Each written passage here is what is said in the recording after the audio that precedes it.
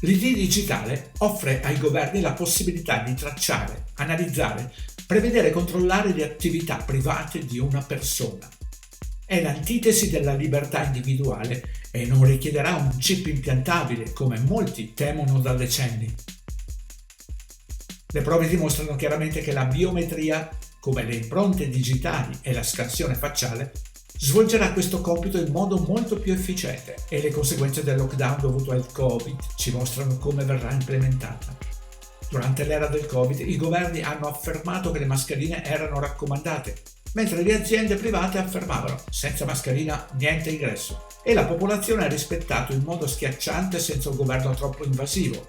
Si è adeguata alle regole del supermercato per acquistare cibo, delle compagnie aeree per viaggiare e delle proprie banche per accedere al denaro.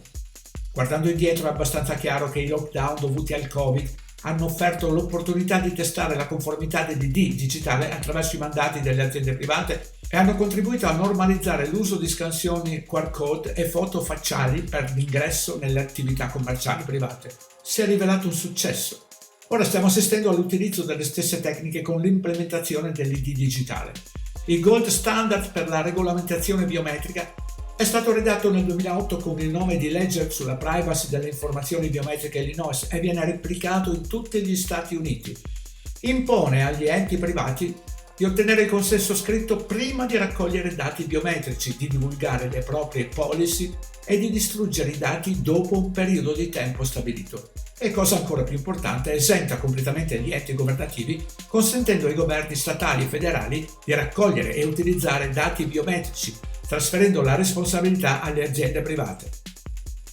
Queste leggi sono state oggetto di oltre 1000 azioni legali collettive dal 2015, che hanno portato alla standardizzazione delle richieste di consenso in app e servizi, come il consenso biometrico di Affirm che recita: cliccando su accetta o proseguendo acconsenti alla raccolta dei dati biometrici. Basta cliccare un pulsante e si accede al nuovo sistema.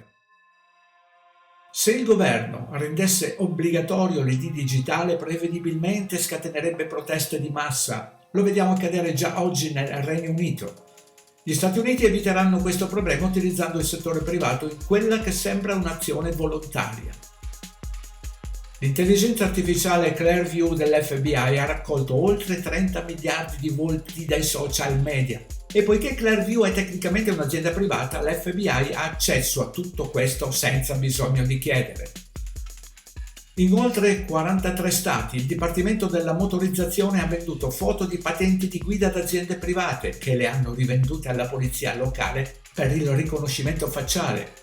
Il governo non è tenuto a rendere obbligatorio l'ID biometrico, che molto probabilmente sarebbe considerato una violazione dei diritti americani, e quindi esternalizza l'obbligo ad aziende private che sono legalmente tenute ad ottenere il consenso, mentre il governo è libero di raccogliere e utilizzare questi dati in base all'immunità legale. Proprio come nell'era del Covid sarete liberi di dare il consenso, ma se scegliete di non farlo dovrete abbandonare le riserve e trovare un modo per cavarvela da soli.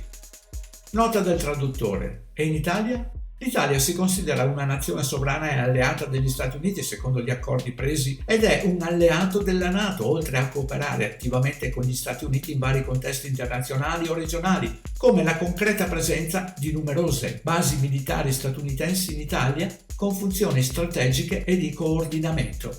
Ricordo che esiste Gregory's playlist completa solo su Brighton ed è necessario loggarsi per vedere tutti i video, anche quelli che non sono su YouTube. Post di Greg Reese, traduzione, adattamento e voce Dino Tinelli.